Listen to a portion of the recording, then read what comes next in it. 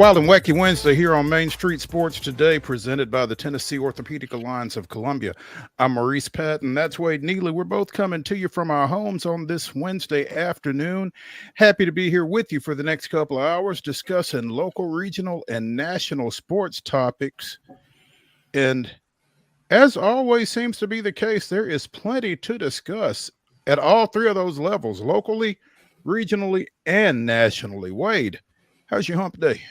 Hump day's good, Mo. Good to be with you. Good to be with everybody. And it is Wild and Wacky Wednesday, but an action-packed show on tap. Should be pretty fun. No doubt it is an action-packed show. In the second hour, we will be joined by our NASCAR analyst, Heather Williams of WCYB-TV out of Johnson City, talking a little bit more about the clash at Bowman Gray this past weekend, the Daytona 500 coming up. Not this weekend, but next weekend. But Heather will be plenty tuned in for this weekend's events as Super Bowl 59 features her Kansas City Chiefs, and I'm sure she'll have something to say about that as well. So again, looking forward to visiting with Heather in the second hour. In the second segment of the show, we will be visiting with Joe Sullivan of Main Street Media, talking a little local hoops. We'll get into some SEC activity from last night, some SEC activity tonight, and some of our Nashville-based programs and how they are doing on the hardwood these days. So looking forward to chatting with Joe in the next segment. We'll also talk a little football because, again, the Super Bowl is coming up. Plenty going on around that. NBA trade deadline is tomorrow, and folks are continuing to get out ahead of that. We'll talk a little bit about that. Some college football, some Major League Baseball, some women's hoops to discuss as well, and some high school developments. We talked yesterday about the TSSAA and their legislative council meeting. Well, the TSSAA is in the news again today on a much happier note. We'll get into that here later in the show as well. So plenty to talk about, plenty to get to. Wade, what do you think? Should we go ahead and get started getting to it? I think so, Mo. National Women, Girls and Women in Sports Day today. I'm repping my aces. It is what more could you ask for? We have everything and then some, I think, covered smack dab in the middle of the week here today. I believe we've got it all covered. Let's go ahead and unveil some of it. Let's get started with yesterday's results and today's schedule on the rundown. This is the rundown. Lock and load, boys and girls. The Wednesday rundown is here, and it is off, and it is running. Girls basketball scores from high school last night. Loretto defeating Battle Creek 70-13. CPA picks up a 62-13 win over St. Cecilia Academy. It was Camden Central 49, Harpeth 23. Cane Ridge was a 71-22 winner over Antioch. Nolensville 61, Centennial 40. Clarksville Northwest defeats Kenwood 31-23. It was Coffee County 67, Columbia 12. Providence Christian 66, Columbia Academy 32. Cookeville picks up a nice win 65-22 versus Laverne. Cornersville on top of Hampshire 63-32. Creekwood on a big way to the good versus Montgomery Central last night. 70-27. It was Forest 66, Culleoka 39. Good Pasture slips by DCA 59-51. Cascade with a nice win, 44-40 over Eagleville. It was Ezel Harding 55, Friendship Christian 18. FC Boyd Senior Christian picked up that elusive 2-0 victory. Smells like a forfeit versus Dixon Academy last night. Either a forfeit or great defense, huh? Great defense. Couple of free throws giving them the win there. Independence 56, Franklin 45. It was Franklin Christian with a 46-32 win versus Zion Christian. Beach 53, Gallatin 26. Greenbrier takes care of White House 37-32. Hendersonville all over White House Heritage 51-32. Hillsboro 46, John Overton 36. Rossview with a 52-17 win versus Kirkwood. And it was Franklin County slipping by a gamey Lawrence County team in an 8 AAA showdown. 42-40 was your final in that one. Also, we've got Lebanon with a 67-15 win over Smyrna. Cheatham County defeated Liberty Creek 57-49. Lipscomb Academy slips past Harpeth Hall 36-35. I think it was a free throw right at the buzzer, actually, to win that one. Maplewood with a 45-35 win over Lawson. Giles County, the Bobcats 46, Marshall County 29. You could hear that one on Pulaski Citizen Live. Right, Wade? Yeah, good win last night for the ladies. Second ever win in 8 AAA. Oh, congrats. McEwen 80, Houston County 32, Green Hill with a narrow 52-51 win over neighboring rival Mount Juliet. Nashville Christian 2, Mount Juliet nothing, because again, Mount Juliet doesn't have girls basketball. Brentwood High School 63, Page High School 59 in 10-4A. It was Pope John Paul II 40, Brentwood Academy 32, Portland 66, Joe Burns 27, Blackman with a 64-45 win over Riverdale, Richland 60, Santa Fe 26. Coverage of that one at mainstreetmurray.com. That was also on PC Live. Oakland with a 62-23 win. 62-23 win over Siegel. Lincoln County gets by Spring Hill 50-17. Spring Hill gets by Clarksville Northeast 60-20. It was Macon County 52, Station Camp 35. Summertown with a 60-17 win over Mount Pleasant. Sycamore with a 41-17 win over Fairview. Henry County defeated West Creek 60-33. It was Westmoreland 59, Merrill Hyde 33, and Stewart's Creek 53, Wilson Central 31. You want some boy scores? Buckle up. We got some boy scores for you. Loretto takes care of Battle Creek last night, 82-41. Camden Central was a 65-57 winner versus Harpeth. Antioch with a nice victory, 61-54 over Cane Ridge. Centennial taking care of Nolensville, 56-48. Columbia with a nice win, 50-46 versus Coffee County. Providence Christian all over Columbia Academy, 69-45. Laverne takes care of Cookville, 49-45, and Cornersville does the same to Hampshire, 59-33. It was Forest 65, Culleoka 50. Good Pasture picking up an 81-54 win versus DCA. Clarksville Academy topping Davidson Academy, 44-38. Eagleville all over Cascade last night, 76-50. Father Ryan picking up the win, 42-26 versus Innsworth. Friendship Christian takes care of Ezel Harding, 74-63. Independence with a 20-point victory, 42-22 versus Franklin. Beach 67. Hey, stop. That's flipped. Okay. All right. Yeah, that's Franklin 42, Independence 22. The Eagles with 5 field goals on the night. There we go. I apologize for that, folks. Beach 67, Gallatin 45, White House 64, Greenbrier 54. Hendersonville was a 53-40 winner versus White House Heritage. Hillsboro with the 64-40 win versus John Overton. Hume Fogg taking care of Glencliff emphatically, 69-18. Kip Nashville 61-50 over East Nashville. Kirkwood 62, Rossview 50. Lawrence County takes care of Franklin County 60-35, and Lebanon slips by Smyrna 74-69. Also, Liberty Creek with a 53-31 win over Cheatham County.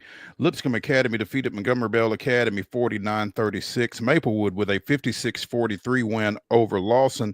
It was Marshall County downing the Bobcats of Giles County 66-52. McEwen 53, Houston County 51. Green Hill defeated Mount Juliet 54-36. Tullahoma with a 75-50 win over Murfreesboro Magnet. Nashville Christian 61, Mount Juliet Christian 44. Brentwood Downs Page 46-40. Pope John Paul II 56, Brentwood Academy 52. Portland 101, Joe Burns 96. Goodness gracious, what a game. Ravenwood with a 65-36 win over Summit. It was Blackman 70, Riverdale 40. Santa Fe behind 43 points from Alden Slaughter defeats Richland 65-52. Coverage again at mainstreetmurray.com. Siegel 65, Oakland 60. Lincoln County gets by Spring Hill 66-51. Clarksville Northeast with a 65-59 win over Springfield. It was Station Camp 51, Macon County 44. Summertown defeats Mount Pleasant 54-37. Sycamore 70, Fairview 40. Webb School out of Bell Buckle with a 52-43 win over Franklin Road Academy. West Creek edged Henry County 53-52. Westmoreland with a 60-46 win over Merrill Heights. Stewart's Creek 75, Wilson Central 62, and Zion Christian defeats FC Boyd Senior Christian 100-58. Oh, men's college basketball action down in Gainesville, Florida, with an 86-75 win over Vanderbilt. Yeah, we don't want to have to do it, but we got to do it. Yeah, we do. More on them later. Women's basketball game on tap for tonight. West Georgia will come to take on Lipscomb. That game gets underway at 6 o'clock. You can see it on ESPN+. Lipscomb at West Georgia in the men's side of things at 6 p.m. tonight, also on ESPN+. Easy enough to remember there. Missouri at Tennessee tonight. You can catch it at 6 on the SEC Network. North Alabama will take on Austin Peay tonight at 7 p.m. That one will be streamed on ESPN+. Same will go for Belmont, who's at Bradley tonight. That is a massive showdown in MVC play. That game, again, on ESPN Plus at 8 o'clock. And at 6:30 tonight, the Grizzlies will head north of the border to take on the Toronto Raptors. That game will be shown on FanDuel Sports South. That brings us to the conclusion of Wednesday's schedule. And ladies and gentlemen, that brings us to the end of Wednesday's rundown.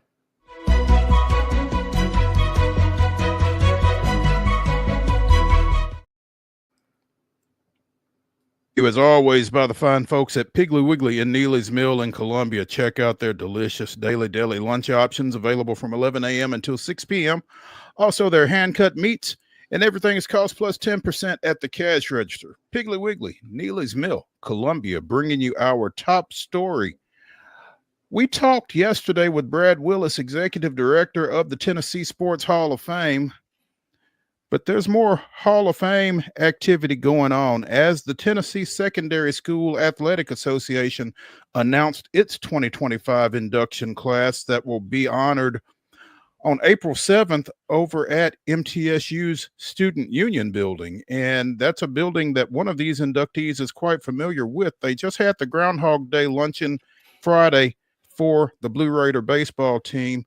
Chip Walters was heavily involved in that. He'll be heavily involved in this as he is one of 8 inductees into the TSSAA Hall of Fame, and no one more deserving than our friend of the show and longtime play-by-play announcer for not just MTSU, but for the TSSAA state championship games and that type thing as well. So he hosts Spring Fling HQ during Spring Fling. He's so involved at the high school level. His work with MTSU, you almost forget about it, but he has been a longtime contributor to the TSSAA and will be recognized for that.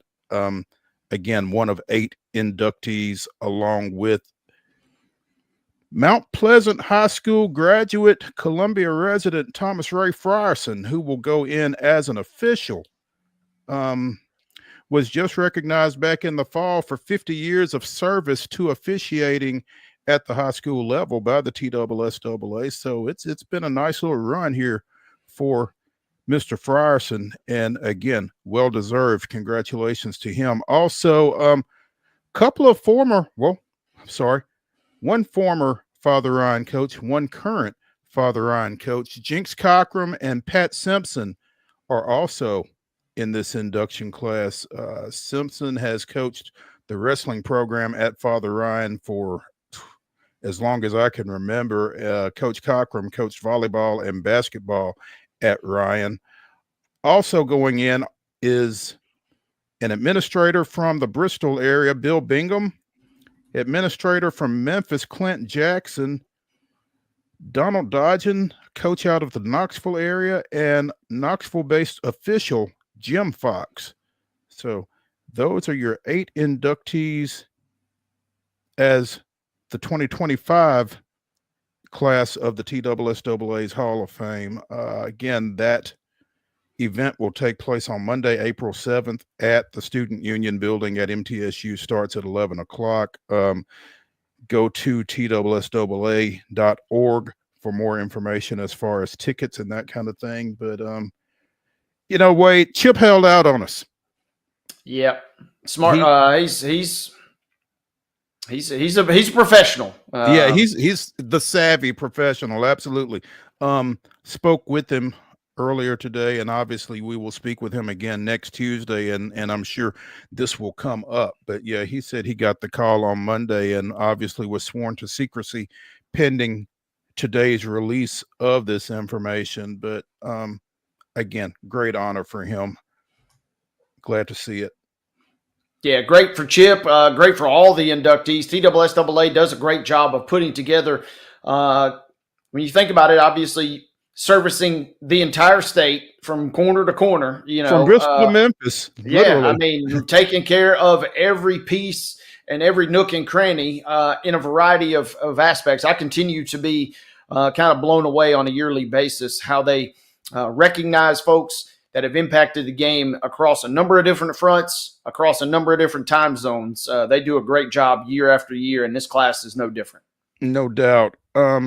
Again, especially excited, not just for Chip and for Thomas Ray, but also for Coach Simpson, who has done such a great job coaching wrestling at his alma mater for such a long time. Also served as softball coach, won a state championship with the softball program there. He's been an assistant with the football program, and so he's worn a lot of hats. He's in the MTSU Athletics Hall of Fame, the first wrestler to go in there, and just a fantastic career for him, and another great honor for him.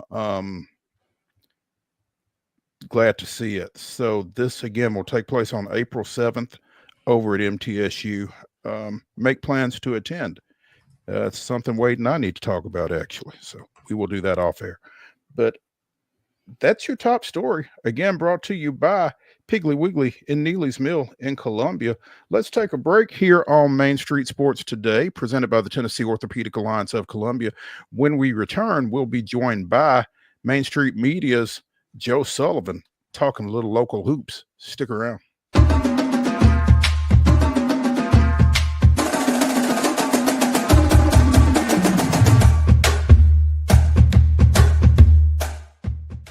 Whether you're an athlete or a weekend warrior, when it comes to your performance, don't settle for anything less than excellence.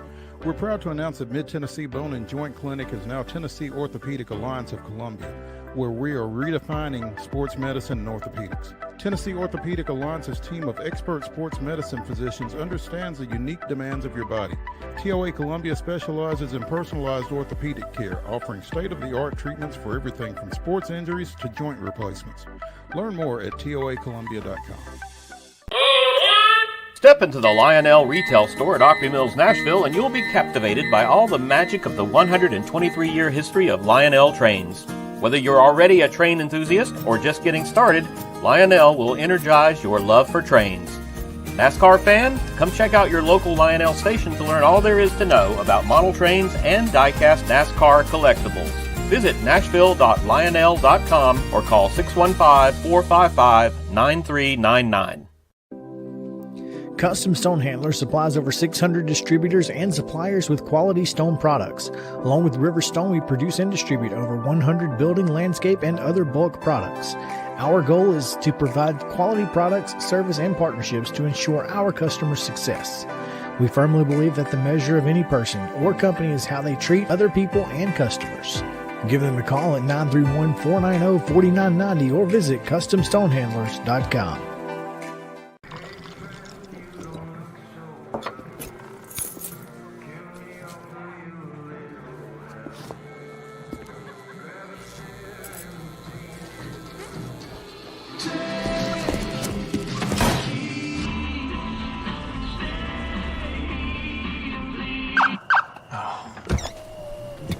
You're seeing the signs too, right?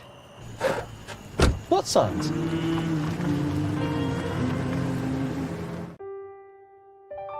This holiday season, the largest lantern festival in the country returns to Nashville Zoo. Experience more than 1,000 all-new, handcrafted lanterns, towering creatures, magical worlds, and a North Pole village. At the center of it all, the Smashville Ice Rink. Welcome back to Zoolumination at Nashville Zoo. Bigger, brighter, and better than ever.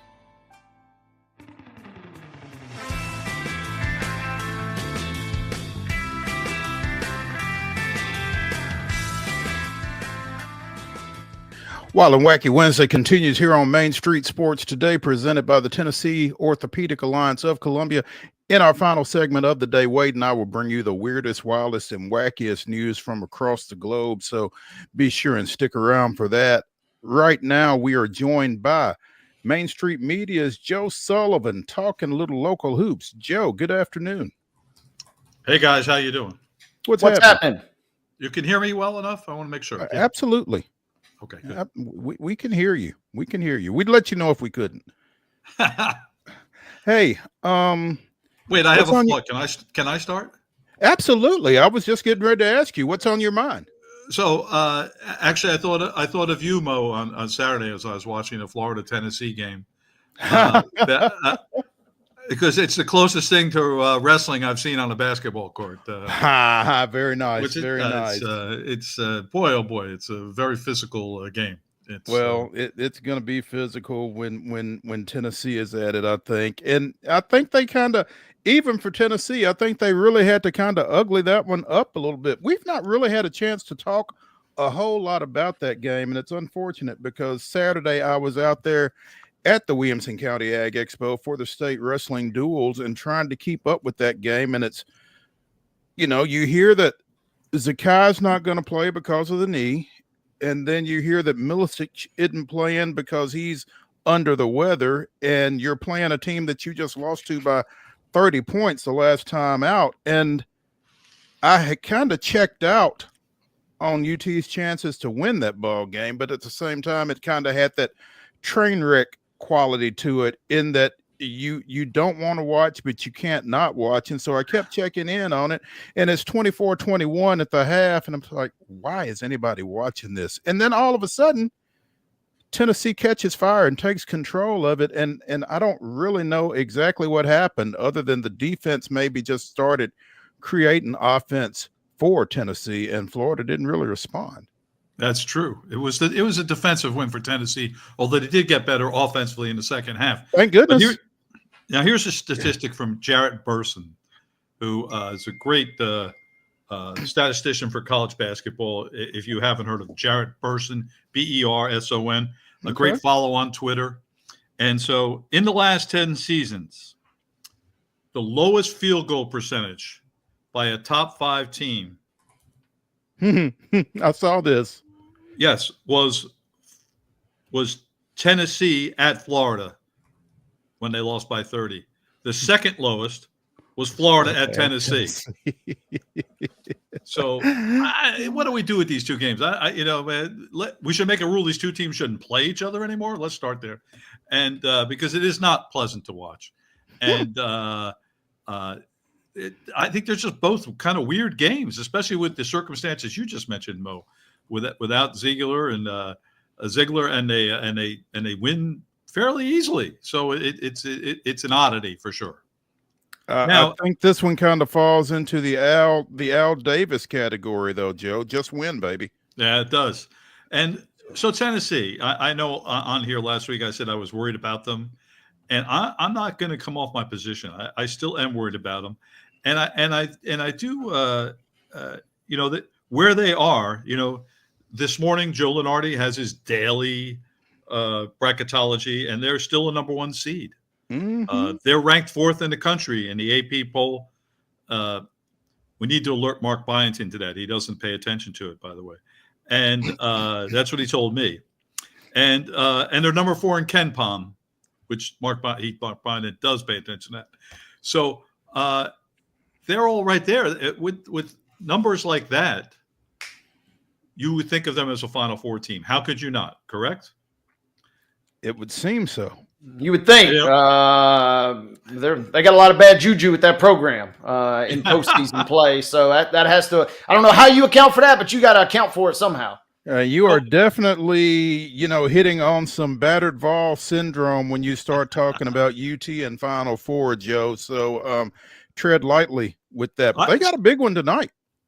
They do against Missouri. Really, one of the surprise teams in the country that kind of snuck up on us. And, Missouri was winless in the SEC last year. And unlike Vanderbilt, they didn't fire their coach when they went winless in the SEC. Well, they had just hired him. Yeah, Dennis Gates, who Well, it seemed like they just hired Bryce Drew too. Mm. And it's a little patience is all I'm saying. And look, it's paying off. Dennis Gates is a terrific coach, and Missouri's a tough team. So it's a very interesting matchup. We'll see. I have not seen Missouri in a full game yet, so I can't speak to it. Saw a little piece of their Illinois game. So I'm looking forward to watching that tonight, as long as it's not another wrestling match. They want to roll the mats out before this game. I watched a little bit of Missouri and Vanderbilt a few weeks ago, and one thing that kind of sticks out about Missouri to me is they have an ability to score points in bunches. I mean, like go on flurries and that kind of thing. And for Tennessee's defense, I think that'll be an interesting matchup. Just kind of keeping them in check, keeping them from going on big runs and that kind of thing. But I think that's going to be an interesting ball game. Like you said, Dennis Gates has done a really good job kind of bringing them back from last year's debacle, which most people around basketball, I think, really feel like that was more of an anomaly than anything else. So. Yeah, well, I think that's proven to be true. He's a quality coach, and I think there's some concern there. He a lot of his career was spent as an assistant to Leonard Hamilton at Florida State. So I think there is some concern among Missouri fans that Leonard Hamilton, the Florida State coach, announced he'll retire at the end of this year at the age of 105. And you had a nice win last night. Did they? Yeah, knocked off Notre Dame. Good win. I think he won by 8 or 9 at home. Any win over Notre Dame is a good win. Don't talk that way. And yes, Leonard Hamilton. He's 105 and he looks 60. It's like he doesn't age. It's incredible. Not at all. Not at all. And he's had a great career. He's been a great coach. And I think, but it's I know we weren't scheduled really to talk about this, but it just speaks to the era of college basketball that we're in. He's another in a long line of coaches, of veteran coaches who probably have said, you know what, I'm out of here. Well, you know what's funny though, Joe, and we talked a little bit about this situation yesterday.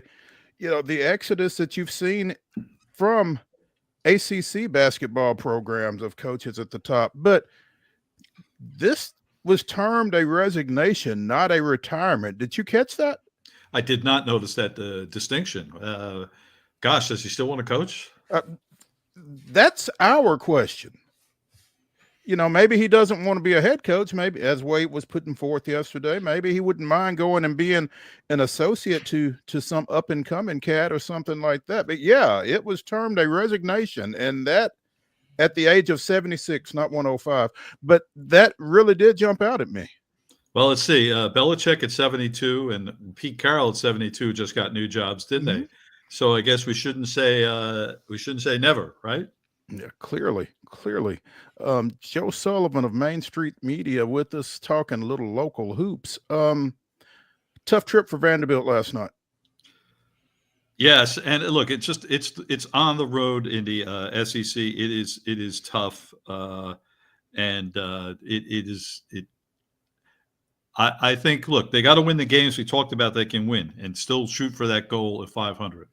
So coming up, their next game is they have Florida tonight. No, that's not right. Well, yes, they're at Florida tonight, Vanderbilt. No, they lost to Florida last night. That was last night. They got Hookem. They got Hookem coming to town on Saturday. It'd be good if I knew what day it was. Yeah. And yes, Texas, winnable game at home.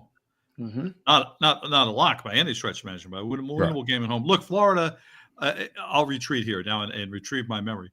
It is. I like that team a lot, Florida, and Florida. Just like Tennessee was playing without Ziegler, they played without Walter Clayton last night, and they still were able to, pull away from Vanderbilt in the second half. It's it's going to be win one, lose one for Vanderbilt, I think, for the most part. And as long as it keeps going that way, they're safely in the NCAA field. They'll make the NCAA tournament. So we can't put too much into that one either. But let's come back and beat Texas. That's what they need to do on Saturday, and that's what they should focus on. It is that the Saturday again. They played at Oklahoma. That was a very strange second half where they gave up 60 61 points in the second half against Oklahoma went on what, a Crazy. 19-0 run at one point, 23-0, something like that.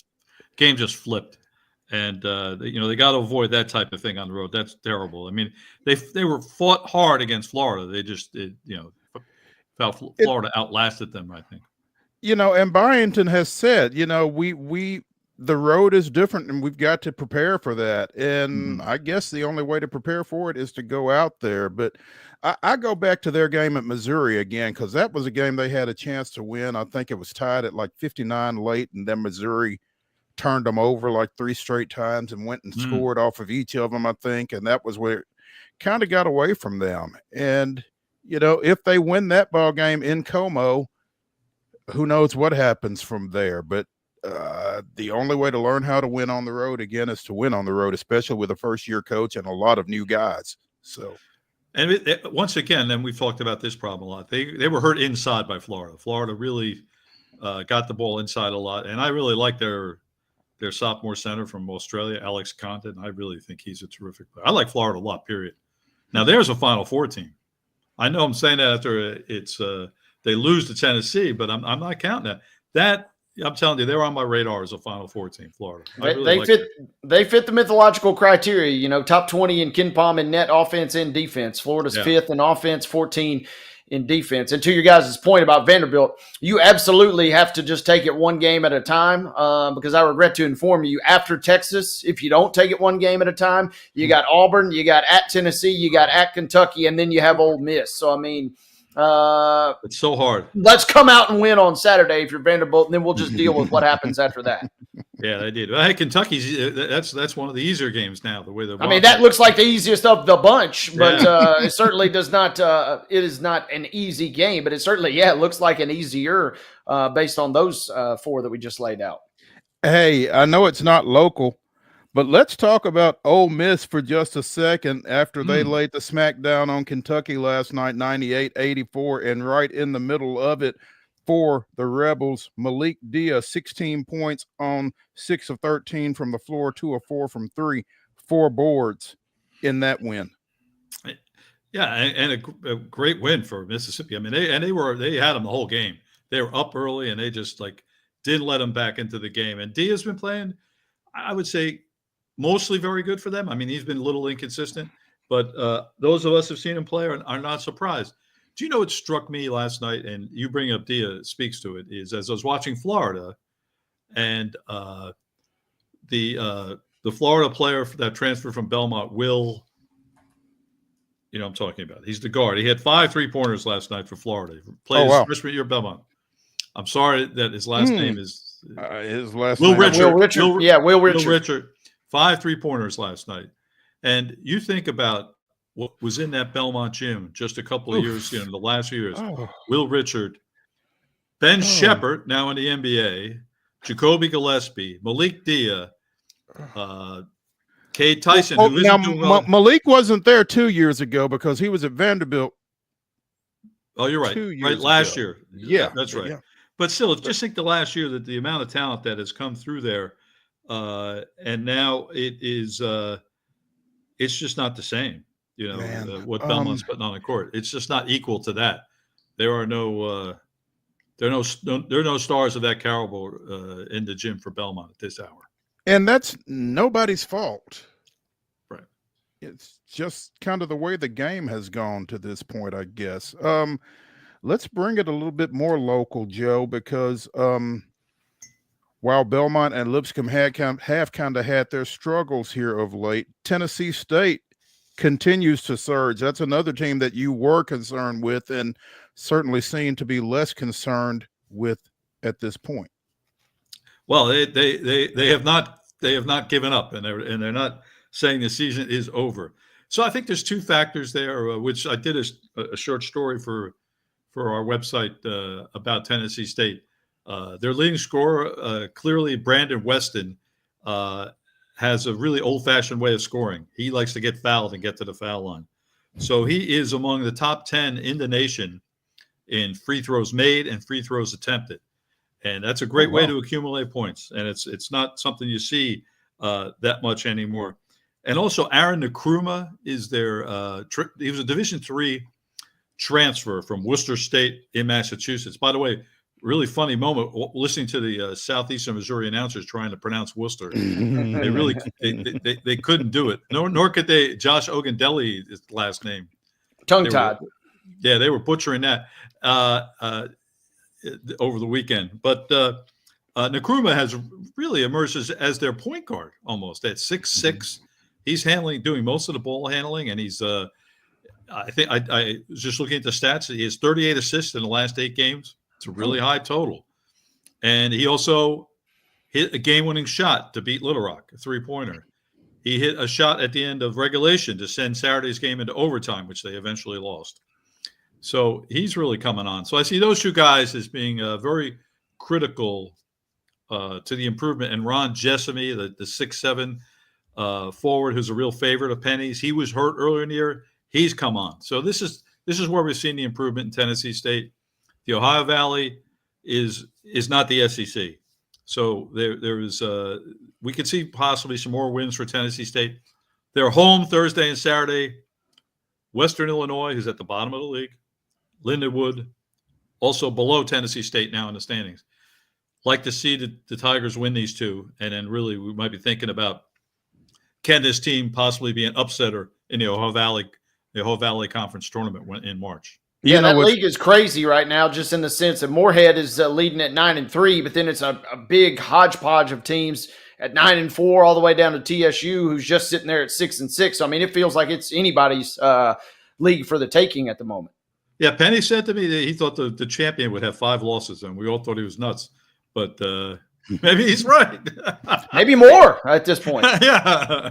You talk about that SEMO loss in overtime on Saturday night. That loss, 89-87, snapped a 4-game win streak for the Tigers.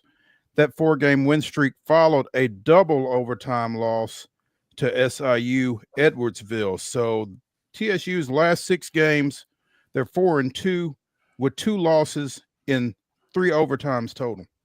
So for the season, they have lost 4 overtime games and 2 2-pointers. They've had some hard luck. And I'll tell you what, they had some hard luck on Saturday with the striped shirts. I know they don't wear striped shirts in college basketball. The whistle did not go their way in the final moments. And I was texting with Penny, but I couldn't get a complaint from him about that. He's taking a high road. There we go. My text was really straightforward. Penny, you really got screwed at the end of that game, and he didn't respond. He didn't bite, huh? No. Western Illinois coming into the Gentry Center on Wednesday. Lindenwood on Saturday. Chances for TSU to get things restarted before they make their swing to Eastern Illinois and to SIU Edwardsville the following weekend. MTSU, Joe, hanging in there. They split this past weekend, but got a big win on Saturday. They did, and it was good to see. I was sorry they lost that home game to New Mexico State on Thursday. It was definitely a winnable game, and but the Conference USA, not unlike the other conferences we talk about, there's a lot of balance there. The teams are a lot the same, so you're not going to go unscathed. And now they have to go back on the road. Where are they this weekend, Mo? Do you have it there? I think they go to Jack State. Yeah. They go to Jack State tomorrow and to Kennesaw on Saturday, I believe. Now they won both those. They took care of business in both those at the Glass House, but Jack State in particular, I mean, it's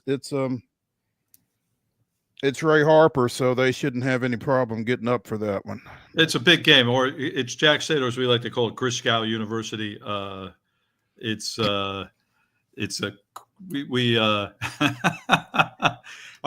who don't know, Chris Yao, Mo's former co-host, was a Jacksonville State guy. It's look, if they're going to win the league, they got to win tonight, Thursday night at Jacksonville State. So it's a huge game for them. Absolutely.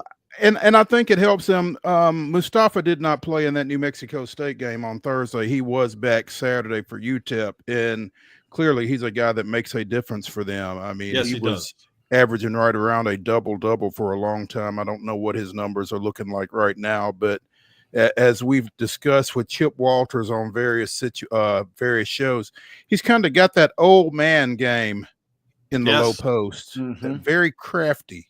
He will pump fake you. Yeah. So I hope you leave your feet, and then he'll want to get fouled and make it. And he knocks down his free throws, as you were saying about Weston at TSU a little bit ago. Joe, what's on your radar here over the next few days? Well, I'll be at Tennessee State tomorrow. See if I can get Penny to complain about referees after the game, and he won't. Hopefully, he won't have to. Yeah, and then Saturday I'll be Belmont and Missouri State. Got to see what Belmont's got. One thing hanging, Belmont is at Bradley tonight, which is a big game for them. And Sam Orm, they're redshirt freshman with a lot of potential. He's had a couple of really big games recently. He got knocked down at the end of the Evansville game and had to be helped off the court. And Casey said it was a recurrence of the hip injury that made him miss his freshman year. I have no update on it, except I do know he made the trip to Bradley. He's with the team. Whether he's going to play or not remains to be seen. And they need him. I mean, he's been terrific for them the last few weeks, and it was really coming on. It's really a shame that that hip injury either curtails this season or ends this season. Wow. So they are at Bradley tonight, and then they come home, like you said, for Missouri State on Saturday at the Curb. So challenging portion of the schedule for the Bruins as they try to make their way toward the march to the arch, right? Is that what yes, sir. Okay. Yeah, the only good news is, for everything that we just kind of said about Belmont that kind of stinks, they do catch Bradley maybe at a nice time, because they've lost two in a row. I don't know if it's a good or bad thing. Who knows? Right. But they lost to UIC, and then kind of keeping tabs over the weekend. They did have a stinker of a loss at Northern Iowa, who's not bad, but they got blown out in that game, 83-69. Iowa, maybe catch them at a right time, but also maybe a really ticked off Bradley team coming in tonight. Yeah, it definitely Bradley. They're in a bad situation the last two games, so we'll see how they react to it. Belmont themselves coming off that really kind of downer loss to Evansville. It was really surprising. A young and improving Evansville team, however, up to 500 in the league. I was impressed with what they might be building there. Not for this year, but maybe you have to cross your fingers for this, the future. So we shall see. But it's look, I would say I'm worried about Belmont going forward too. Boy, I'm not positive about anybody, am I? I'm positive about Vanderbilt. That's the team that's going to advance to the postseason from us locally. Middle Tennessee certainly could too. Look, Conference USA, just no different than the Atlantic Sun with Lipscomb. It's going to come down to those few days in March, and that's when Middle Tennessee is really going to hopefully peak, because they can win that. Absolutely. And Joe, we opened up the segment talking about, Leonard Hamilton. Are you surprised in a matchup between UCLA and Michigan State last night that either Cronin or Izzo didn't retire on the spot, as crotchety as those guys have been? UCLA with a nice win for all their malaise earlier, 63-61 at home. So I think UCLA is undefeated ever since Mick Cronin went off criticizing his own team in a press conference. He's ready to jump off a bridge. Yeah. He is Mick Cronin can't retire, because then who would he complain to after games? He was, he's got to be the biggest whiner to come down the pike. Maybe Calipari could compare. He's a big whiner too. Well, the guy he coached against last night's up in that mix too. I know Izzo's had a great season thus far, but he's been getting a little crotchety the last couple of years, and all of a sudden he's gotten a little quiet now that he's got a good team this season. Wow, that's really how that works, huh? That's really a Michigan. That's really a Michigan. Pure unbiased take on this show, folks. Yeah, when it comes to Michigan State, you can expect totally unbiased. Yeah, and Magic was in the front row and just had his heart ripped out, man. He was wearing his Sparty gear. You hate to see it, man, even though it meant the UCLA got the win. All right, you enjoyed it. That's good. So you have Peacock, though, to watch it, right? I had it dialed in just a little bit, because you got to keep tabs on the Big Ten standings with Michigan being in the mix here. Goodness Yep. gracious. It's still amazing to me. We're talking about UCLA and Michigan State being a Big Ten game, but Hey, and that was the funny thing, though, Mo, is Cronin complained about, having to go to Rutgers and all this and that. I mean, Michigan State had to fly out to Pasadena for that game. I mean, it goes both ways, right? Michigan's playing Oregon tonight. So Nice. I don't. When he did that complaint, someone made that point to him that it goes both ways, and Mick Cronin insisted that statistically, it's worse for teams going west to east than east to west, and he didn't give any numbers. He just said that, and we need Ken Palm to help us out here because I don't believe it. I just know myself as an individual. I don't know though, man. I can see it, especially if you're going from the Pacific time zone to the Eastern time zone. I mean, there's a 3-hour time difference there. If you're used to playing at 7:00 at home, then it's 4:00. You're in the middle of the day all of a sudden. I can see that's it. better than doing it at midnight if you were like or 11 p.m. for the Eastern time zone, in my opinion. So I do know I feel better when I fly out to Vegas than when I fly from Vegas back to Nashville. I'll just put it that way. That's because you're a little lighter coming back. That may have something to do with it too. Joe Sullivan of Main Street Media joining us here on Main Street Sports today, talking a little local hoops. Joe, as always, we appreciate it. Look forward to getting with you next week. Thanks, guys. Thank you, Joe.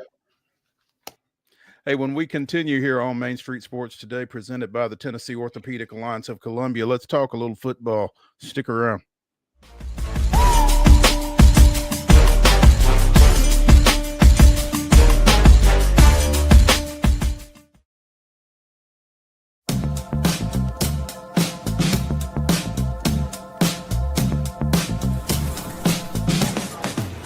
Do you want to be a bad man? Yes, you do. Do you want to taste sweet salvation underneath the summer moon? Do you need another hand now?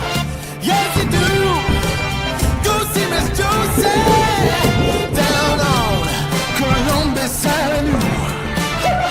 All right, Columbus Avenue.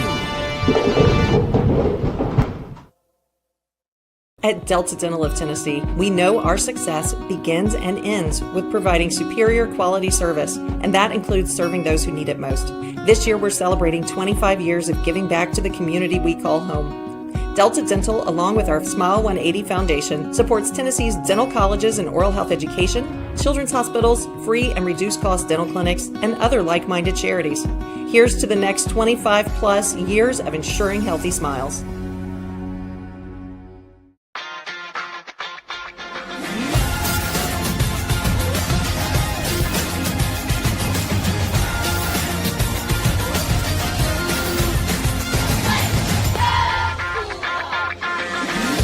Whether you're an athlete or a weekend warrior, when it comes to your performance, don't settle for anything less than excellence. We're proud to announce that Mid-Tennessee Bone and Joint Clinic is now Tennessee Orthopedic Alliance of Columbia, where we are redefining sports medicine and orthopedics. Tennessee Orthopedic Alliance's team of expert sports medicine physicians understands the unique demands of your body. TOA Columbia specializes in personalized orthopedic care, offering state-of-the-art treatments for everything from sports injuries to joint replacements. Learn more at toacolumbia.com. Hey guys, Wade Neely here, one half of Main Street Sports today, reminding you that Zoolumination continues right here at the Nashville Zoo. It's the nation's largest outdoor lantern festival. Some impressive stuff that has something for everybody here in the Music City. So again, Zoolumination rolling along all the way through February 9th. Make sure you grab your tickets now.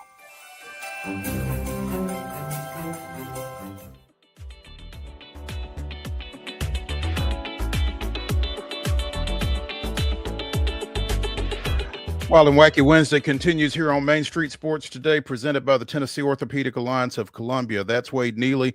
I'm Maurice Patton. In our final segment, we will be bringing you the weirdest, wildest, wackiest. Mark, what were the other W's that you mentioned? Anyway. Wondrous. Wondrous. There we go. The weirdest, wildest, wackiest, and most wondrous news from across the globe. So be sure and stick around for that in the final segment. Right now, Super Bowl Sunday, right around the corner, Super Bowl LIX. And Tom Brady is getting ready for his color analyst role, and sounds like he's going to have a little bit more access to the Eagles and Chiefs heading into this game than he has as a minority owner of the Las Vegas Raiders. He was restricted in his access to both teams during the regular season, barred from other teams' facilities, prohibited from practices, and not allowed to participate in production meetings with coaches, players, and executives of any team whose games he was calling, because obviously, again, he is a minority owner of the Las Vegas Raiders. Apparently, for Sunday's game, Brady still will not be allowed into practices, but he will be able to meet with players and coaches as part of production meetings. Now, the rest of the Fox broadcast crew, Kevin Burkhardt, the play-by-play guy, and sideline reporters Aaron Andrews and Tom Rinaldi will be able, they'll have the full access of any broadcast crew prior to the game. It's just that Brady won't be able to go to practice. It's an interesting dynamic, and we've spoken about it on various occasions throughout the season. On one hand, I don't think I'd want him around my team either as a Raiders owner, but I don't know. It's interesting. Wade, we've talked about this before, and I think you were kind of the opinion that it doesn't necessarily take away from Brady's ability to do what he does during the broadcast.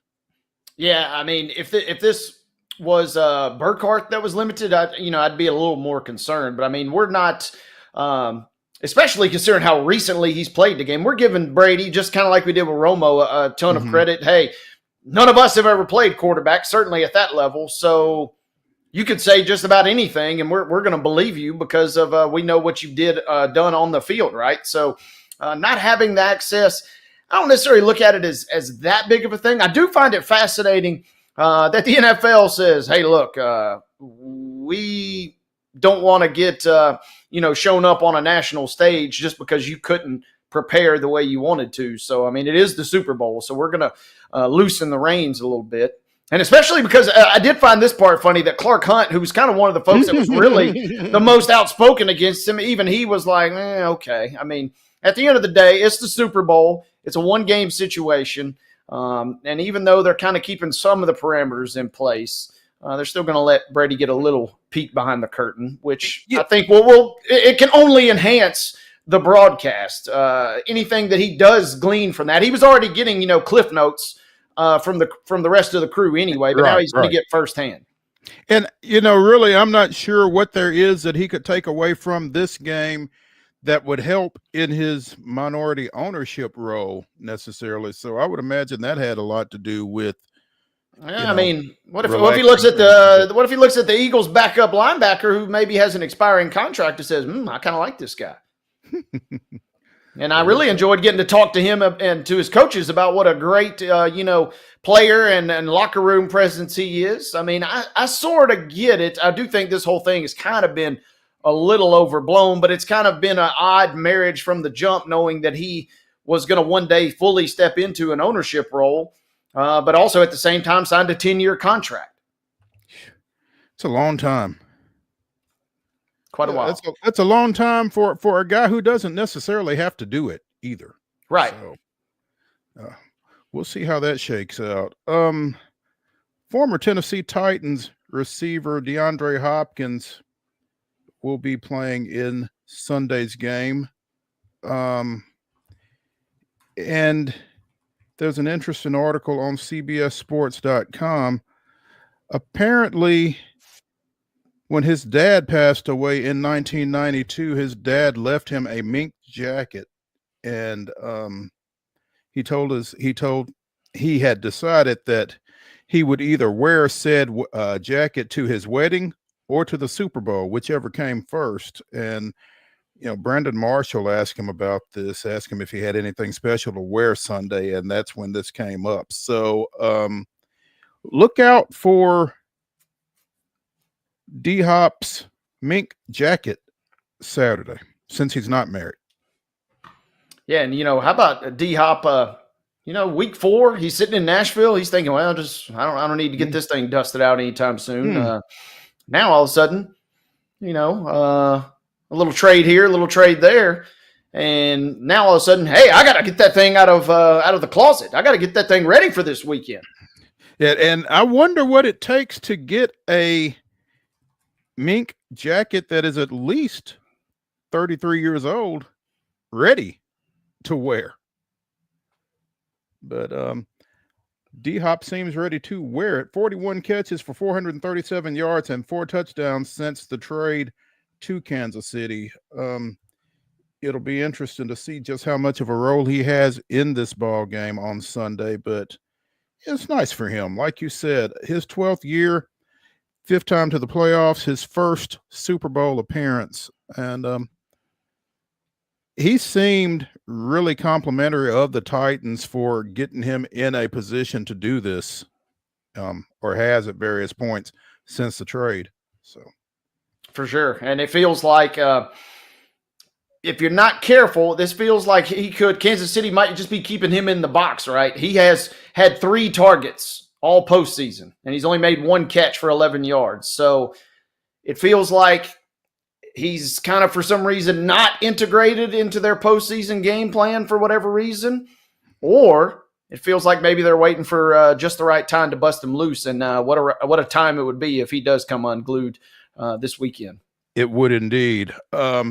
Middle Tennessee State will be represented in New Orleans this weekend. Former Blue Raider safety Reed Blankenship, an undrafted free agent, has become a fixture on the back end for the Eagles. Led the team in tackles last year. This year, career high 4 picks. But Wade, what Southern boy hasn't hauled hay at some point in their life? Ain't no doubt. Especially, man, if you from West Limestone, we went to West Limestone High School up there in North Alabama. Yeah. You come by that honest up there.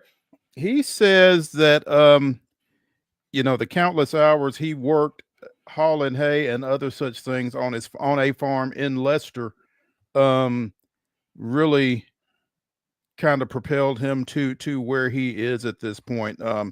Even though it's hot, 90-something degrees outside, we're still having fun. You're with the boys.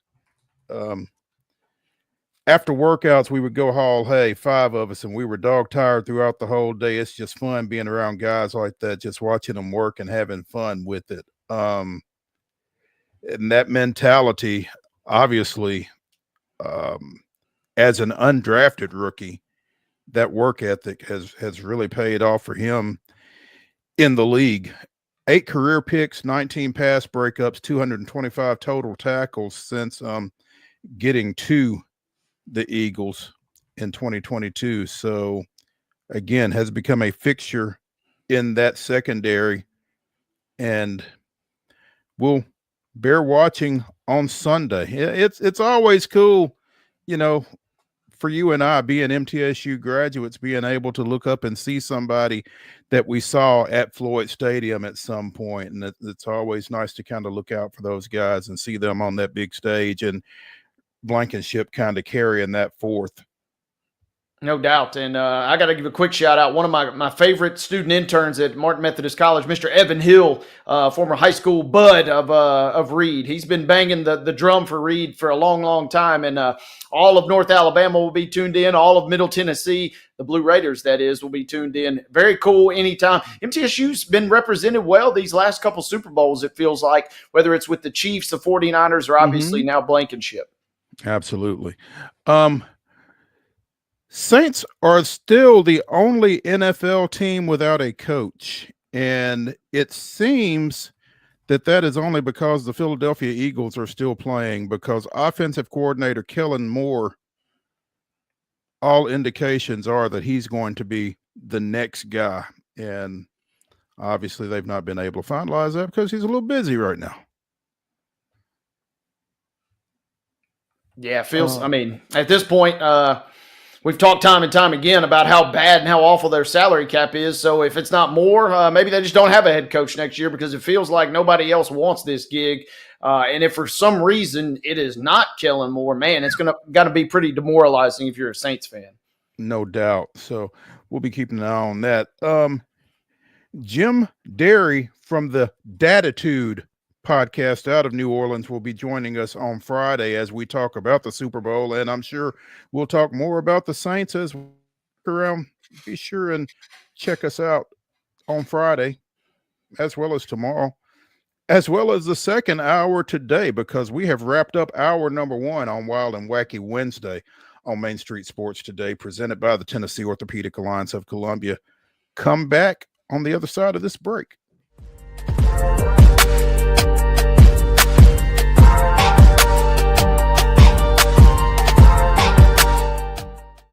Hi, I'm Dr. Vilay Saisuka, CEO and founder of Premier Foot and Ankle Centers of Tennessee here in Murfreesboro.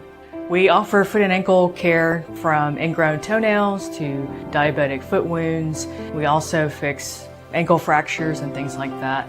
Call us today to schedule an appointment. We look forward to seeing you. Because here at Premier Foot and Ankle, we believe that the journey begins with happy feet. Whether you're an athlete or a weekend warrior, when it comes to your performance, don't settle for anything less than excellence. We're proud to announce that Mid-Tennessee Bone and Joint Clinic is now Tennessee Orthopedic Alliance of Columbia, where we are redefining sports medicine and orthopedics. Tennessee Orthopedic Alliance's team of expert sports medicine physicians understands the unique demands of your body.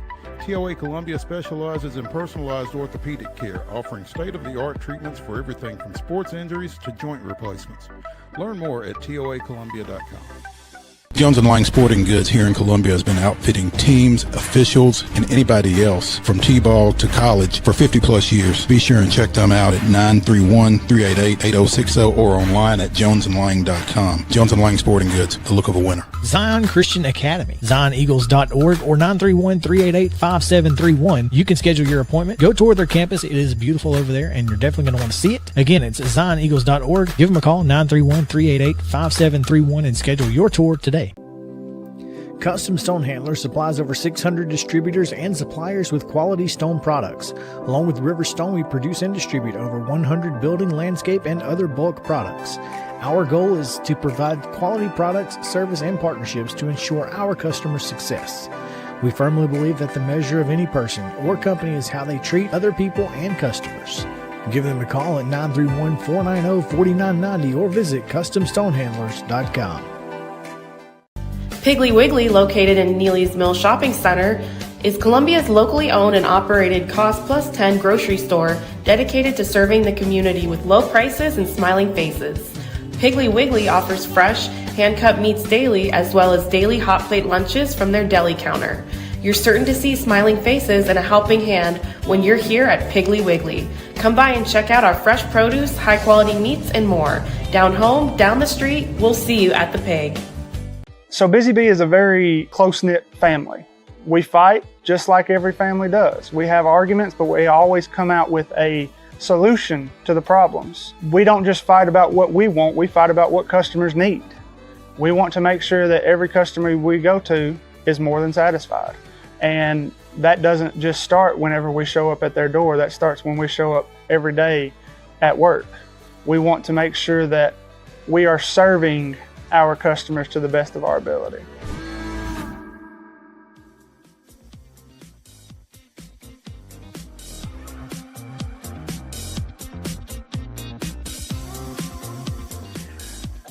Hour number 2 of Wild and Wacky Wednesday here on Main Street Sports Today, presented by the Tennessee Orthopedic Alliance of Columbia, starts right now.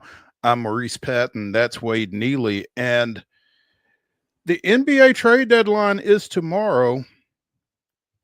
And coming off the results of the occurrences over the weekend, the 11:55 trade of Anthony Davis and Luka Doncic, I don't guess anything really surprises us at this point, Wade. But Chris Middleton to Washington for Kyle Kuzma, basically. Obviously, there are some other pieces with that as well. But did you see this?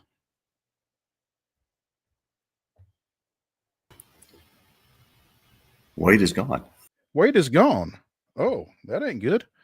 Okay. Well, hopefully we can get Wade back, because I would just as soon not do the next hour by myself. But yeah, we need to talk about the Bucks trading with the Wizards again. Chris Middleton, AJ Johnson, and a 2028 pick going from Milwaukee to the Wizards. The Bucks will get Patrick Baldwin Jr. and a pick in this year's draft, the 2025 second round pick. So again, a little bit of an unexpected move. But Wade, any thoughts on Middleton moving? Reunited with his old buddy in Washington, I guess. And we just talked about some crazy trades. One we left off our list, obviously, was Chris Webber, which was unceremoniously given up by the Wizards at one point in time. So, Middleton's probably not thrilled in terms of a competitive situation. But as we've said, Washington is waving for the white flag for next year. And so, maybe a chance to play with a promising piece next year if things pan out that way. Now, again, Washington waving the white flag. What is the attraction to Middleton for them? I mean, might there be another move for them, or do you think he's there for the remainder of the season? Again, given that they're really not trying to do anything. Yeah, I mean, it feels like Washington, your first and only goal at this point is to land Cooper Flag, and then beyond that, you'll sort everything else out. Getting him on a rookie deal will carry you anywhere and everywhere you potentially want to go. So I'm not sure. Trade deadline on this, especially with a franchise like that kind of is just obviously scraping by and just trying to get to the end of the season. Would not shock me if there's other moves. Would not shock me if some of those guys are shopped in the offseason. Nothing about Washington would shock me at this point. Meanwhile, and we kind of referenced this yesterday, but De'Aaron Fox goes to San Antonio. Zach LaVine leaves the Bulls, goes to Sacramento. So, you're seeing some guys move in maybe some more, high-profile moves than we've seen at the deadline in recent years, you think? Well, I'd say so. We had the biggest trade in the history of sports to kind of kick things off the other day. So, in some sense, maybe not, because we can only go down from here, right? But, who knows? Kevin Durant was ruled out tonight with ankle soreness. Although at the same time, the report has just come out that he maybe is not going to approve a deal to reunite up in Golden State. So maybe put the kibosh on that. It's kind of the silly season. We're kind of in the silly hours. Trade deadline's about 23 hours from now. Be on high alert. But yeah, when you start seeing guys just mysteriously pulled from lineups, it certainly makes you wonder what things are going down. Well, and the player that we've been talking about forever, that I've been talking about forever, just because I'm so fascinated by the situation. Yeah, you love Jimmy. I don't love Jimmy. It's just to see a guy just say, basically, I'm not playing for y'all anymore, and do it. It's just amazing to me. So, Kevin Durant for Jimmy Butler? I mean, all the rumors earlier this week were that Jimmy Butler would go play with Kevin Durant, but Bradley Beal, we'll talk about Bradley Beal is doing his own version of Jimmy Butler, because he has, other than LeBron James, the only two guys with that hard and fast no trade clause. So Bradley Beal is mucking it up for everybody. Otherwise, we probably would have already perhaps seen Jimmy Butler end up in Phoenix at this point. All right. Wow. I don't know. That would be. I don't know that we're getting to the point where them two swapping for each other. Yeah, those deals just don't fall out of the sky. Like we said the other night, superstars seemingly don't get traded for superstars that often. But I don't know. I'm out of the prediction business when it comes to the NBA trade deadline, because nothing as of Saturday night, Sunday morning. Yeah, nothing is up. That's the only drawback of not being on Twitter these days is you do miss the silliness. But there's so much silliness right now that you kind of don't know what to decipher, what's real and what's not, because everybody is blowing smoke for the next 23 hours. And then we'll have the buyout period shortly after, and that's where you'll see a few teams add a couple key pieces here and there that might eventually. Those are the sneaky moves that will really propel teams for this season. All the moves that kind of are getting made right now, kind of posturing, it feels like, for future. We're not expecting the Lakers to cut down any nets this year. We're talking about building them for the future. We're certainly not talking about Dallas winning it all this year. You're kind of just positioning yourself for years to come. But those extra little sneaky moves, that's what can propel you for those teams that just need a little dash. And when you're talking about getting ready for the future, a lot of these moves are as much money motivated as they are player motivated. 100%, right? I mean, certain teams and certain franchises, that player XYZ is coming available this offseason or maybe even next offseason, and you're trying to clear some space. You're trying to clear some cap now. I mean, think about it the other night when Utah gets the call. Imagine if you're Utah, by the way. You get a phone call. Hey, you're sitting there minding your own business. Yeah, I love this. Ryan Russillo on the Bill Simmons podcast earlier this week. This was great. And he says, imagine you're Utah and you get the call. Hey, we need you to take on a salary. Okay, what's the deal? Anthony Davis for Luka Doncic. Hang on, what? You buried the lead a little bit there. Sure, we'll take on a salary, but you kind of buried the lead. So some of these moves, you are absolutely right, are more about contracts and space. Some teams don't have the roster space and are therefore looking to clear that so they can acquire somebody else down the road.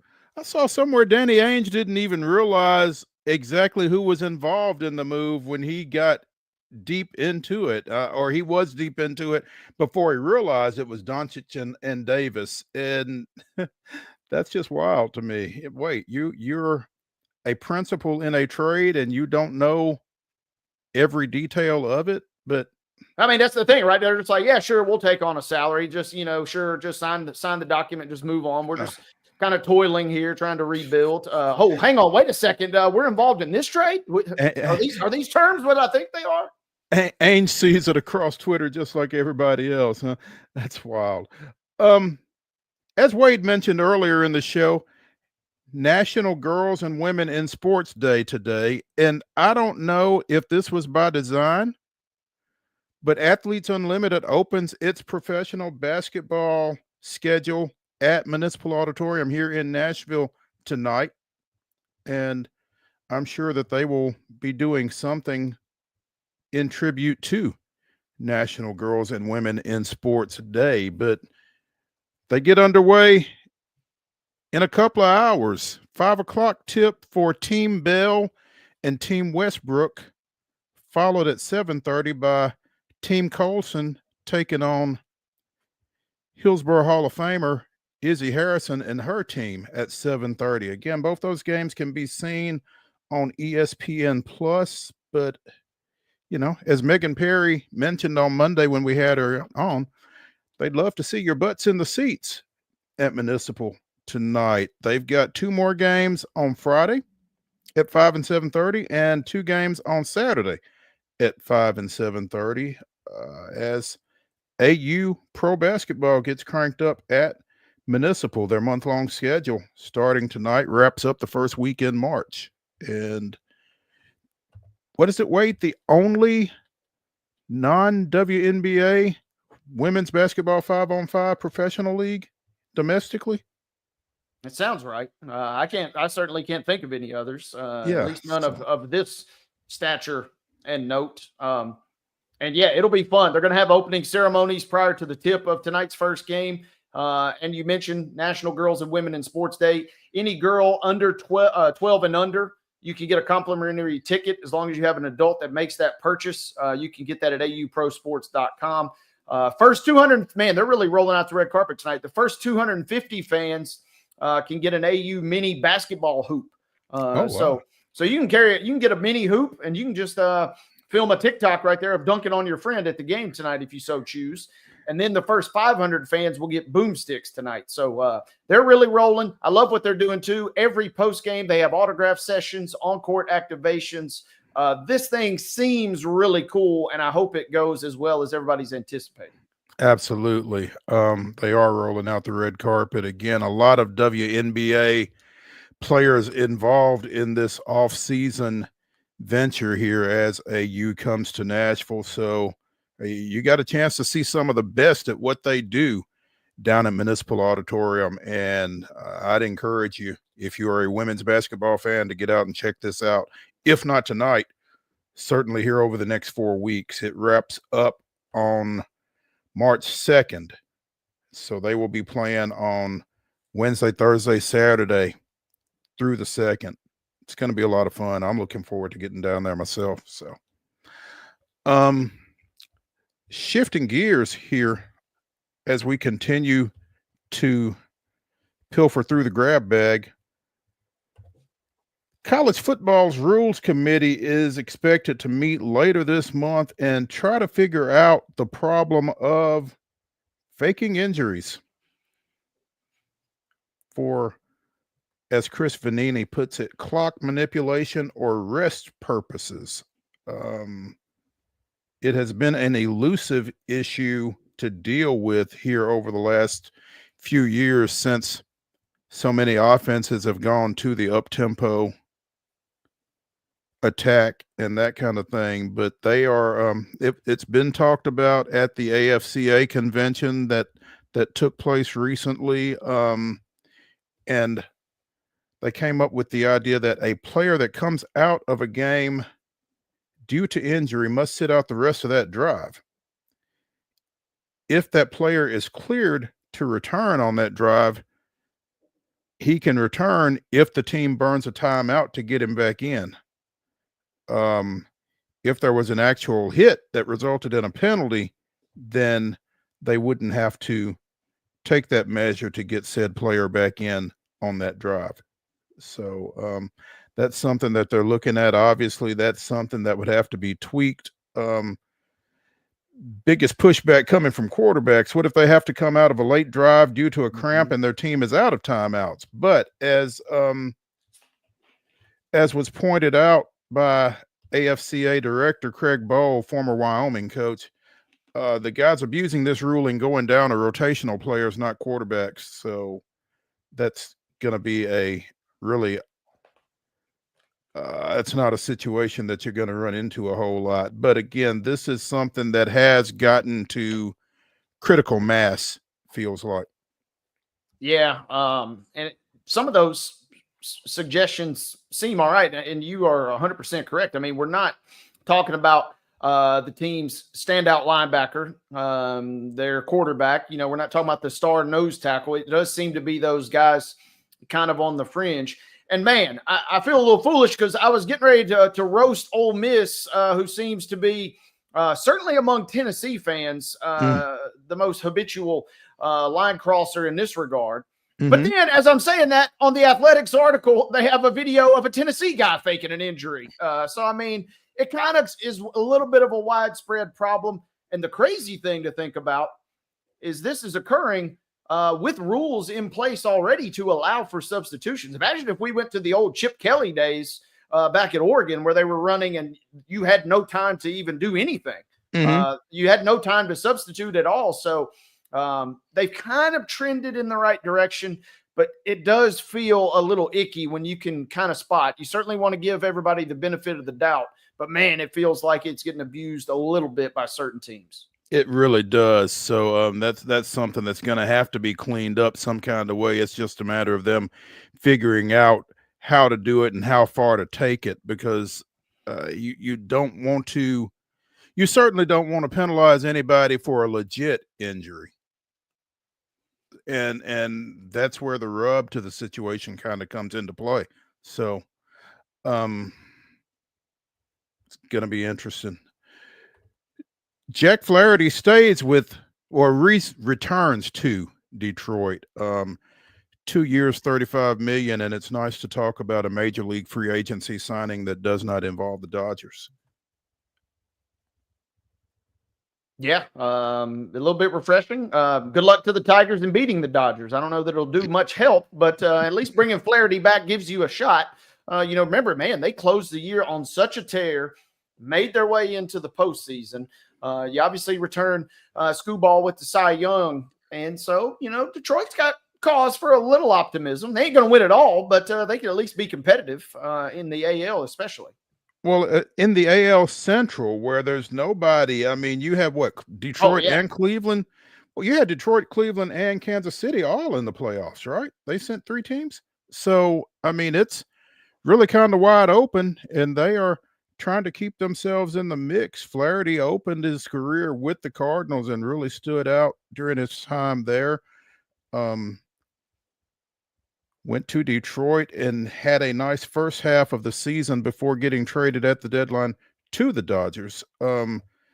2.95 ERA over 18 games, 7-1 strikeout to walk ratio, and again, went to the Dodgers at the deadline, threw the most postseason innings of any Dodgers pitcher this past year, as they obviously won the World Series. So good get for Detroit, trying to kind of keep that core together a little bit. And in a highly competitive AL Central, we'll see if it pays off for them. So yeah, all 4 teams, you mentioned them. I'll give you one guess which team's not in the mix. But Minnesota, Detroit, Cleveland, and Kansas City in order on DraftKings in terms of winning the division. And there's not much separation. Plus 220, plus 260, plus 275, plus 290. So everybody's jumbled up. Yeah, Minnesota. I think Minnesota was eliminated in the final week or deep in the final week of the regular season from postseason contention. So yeah, the AL Central, other than the White Sox, is wide open, obviously. And our next guest will probably give us some blowback on that when she comes in, because not only is she a Kansas City Chiefs fan, she's also a Kansas City Royals fan. So let's get Heather Williams in here to talk a little football, a little baseball, and a little NASCAR when we come back to Main Street Sports Today, presented by the Tennessee Orthopedic Alliance of Columbia.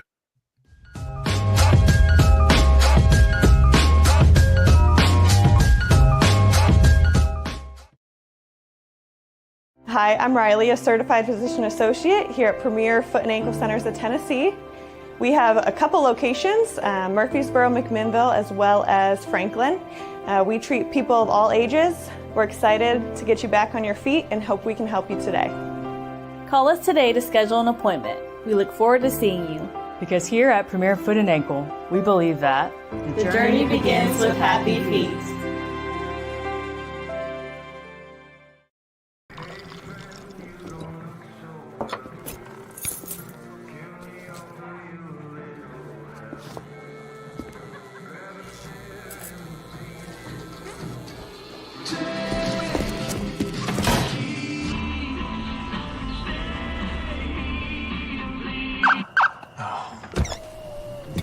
You're seeing the signs too, right? What signs? Whether you're an athlete or a weekend warrior, when it comes to your performance, don't settle for anything less than excellence. We're proud to announce that Mid-Tennessee Bone and Joint Clinic is now Tennessee Orthopedic Alliance of Columbia, where we are redefining sports medicine and orthopedics. Tennessee Orthopedic Alliance's team of expert sports medicine physicians understands the unique demands of your body. TOA Columbia specializes in personalized orthopedic care, offering state-of-the-art treatments for everything from sports injuries to joint replacements. Learn more at toacolumbia.com. Jones & Lang Sporting Goods here in Columbia has been outfitting teams, officials, and anybody else from T-ball to college for 50 plus years. Be sure and check them out at 931-388-8060 or online at jonesandlang.com. Jones & Lang Sporting Goods, the look of a winner. Zion Christian Academy, zioneagles.org or 931-388-5731. You can schedule your appointment. Go tour their campus. It is beautiful over there, and you're definitely going to want to see it. Again, it's zioneagles.org. Give them a call, 931-388-5731, and schedule your tour today. Piggly Wiggly, located in Neely's Mill Shopping Center, is Columbia's locally owned and operated Cost Plus 10 grocery store dedicated to serving the community with low prices and smiling faces. Piggly Wiggly offers fresh, hand-cut meats daily, as well as daily hot plate lunches from their deli counter. You're certain to see smiling faces and a helping hand when you're here at Piggly Wiggly. Come by and check out our fresh produce, high-quality meats, and more. Down home, down the street, we'll see you at the Pig.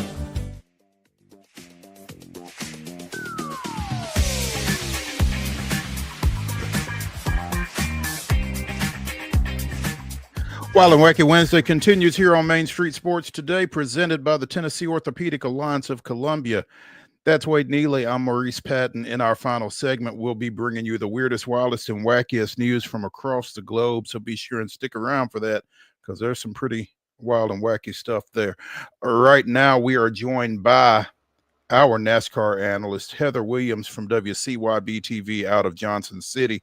And Heather, before we dive into NASCAR, we were just talking about Jack Flaherty's re-signing with the Tigers and how wide open the AL Central is, and I wanted to give you an opportunity to get your 2 cents in regarding the Royals. Well, I'll say this. They went deeper than the Tigers last year in the playoffs. So there you go. And virtually everybody is back for this year. I don't think that there were very many moves at all. The major free agents they had on short prove it or 2-year contracts or whatever, they've extended all those guys, re-signed them. We're back for round 2. I think it's going to be pretty exciting. And one of the things folks in Tennessee might want to keep their eye on is Gavin Cross, who is from Bristol, Tennessee, is got a non-roster invitation to spring training. So he will be in spring training camp with the big club. He ended last year in Double-A. He's probably still a season away from being with the big club, but he's making his way through. If he could just stay healthy, because 2 years ago he was not healthy at all. If he could just stay healthy, he's got a chance to do some big things. When he's been healthy in the minors, he's been good. Well, that's fair reason for you to go to spring training, right? Gosh, I wish. This trip to Arizona be nice. Yeah. I don't think there's that kind of budget. Most of my trips have to involve getting in a car and driving. Oh, that's unfortunate, but I understand not how as, that works. Not as fun. No, it's not as fun, especially when it's Arizona that you're talking about. So we had the clash this past weekend at Bowman Gray. And Chase wins it. Football stadium. Yeah. Salem State University. Very interesting facility for a race, feels like. Yeah, they've been doing that way since the 30s, though. Race around the outside of that. And I was there. It's electric. It's like racing NASCAR in a high school gymnasium. Because, and that's how people used to describe Bristol a little bit, but it's even more so because it's only 17,000 people.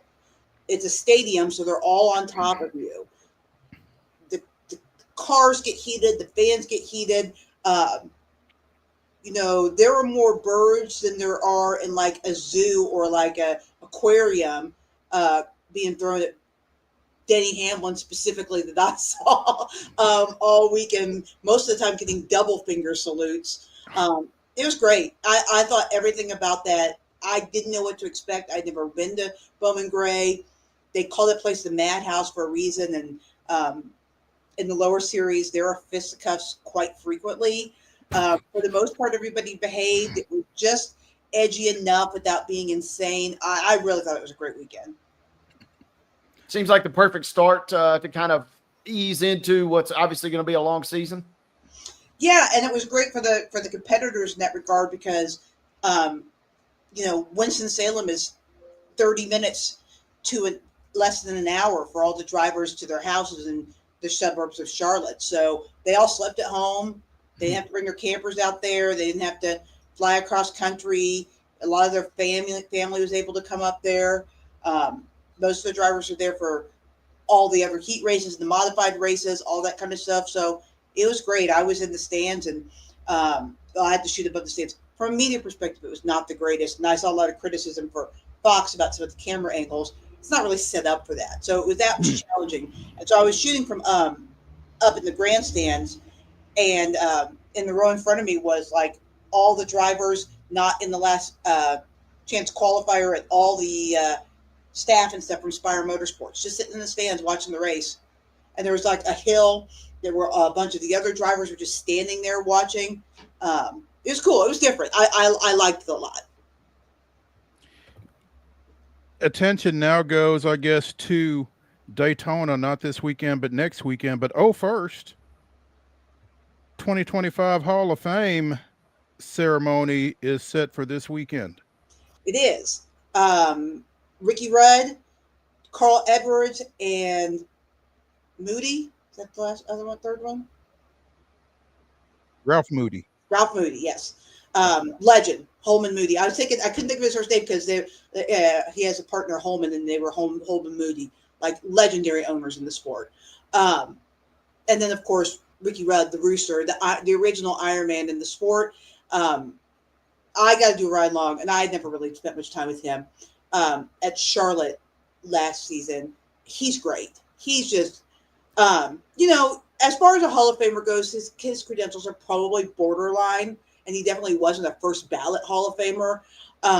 But just as an ambassador of the sport, Ricky Rudd is great. He's the first driver that I actually remember knowing who he was. He drove that Tide car in the 90s, and that was the first person that I could easily recognize and knew who he was.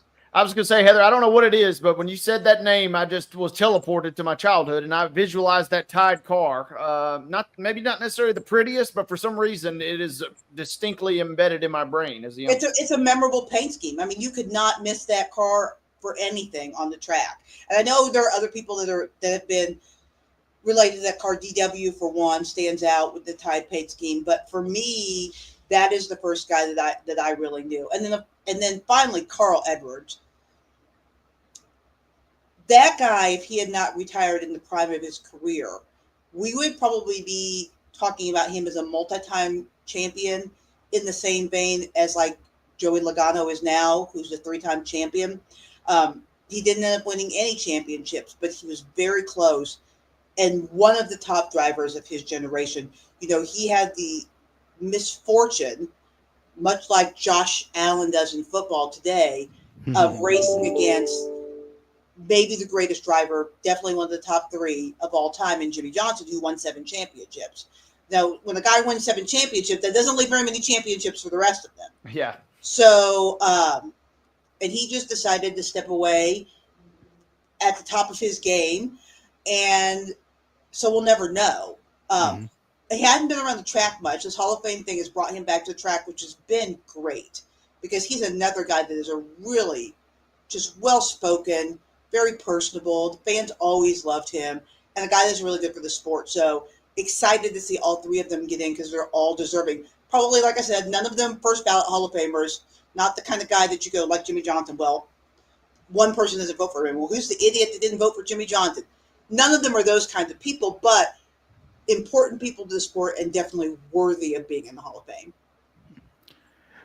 Heather Williams of WCYB-TV out of Johnson City joining us here on Main Street Sports today as we talk a little NASCAR. And Heather, I want to get back to Ricky Rudd for just a second, because I'm looking here at some of his bona fides.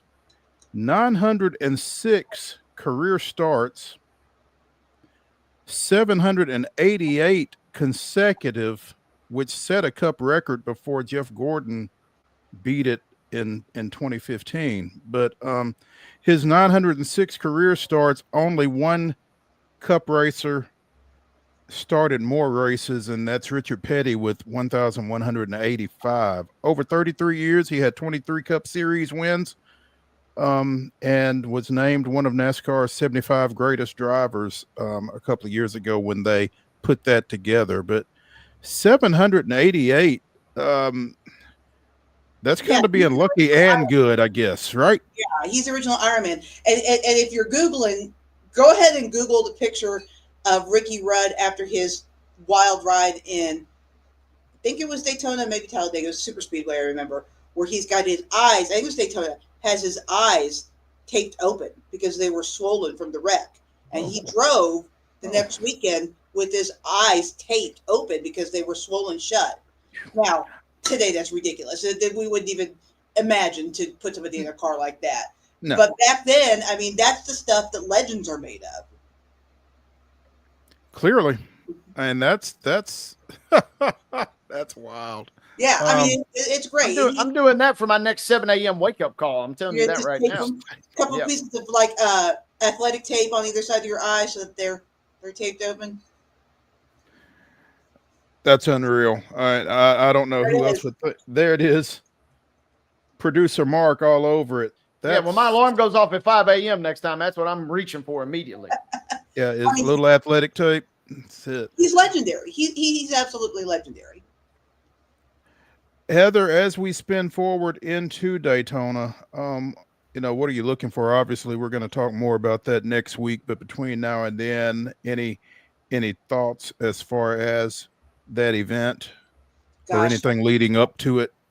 There are so many storylines going into next week, and the biggest one is all the changes in the organizations. There are a lot of people in new places or with new crew chiefs or new organizations or moved. It's wild. Like, you're going to need a roster the first couple of weeks. I mean, you talk about Denny Hamlin has a new crew chief. Ty Gibbs has a new crew chief. There are new drivers at Spire Motorsports and Front Row Motorsports and the Wood Brothers and Trackhouse Racing and Colleague Racing.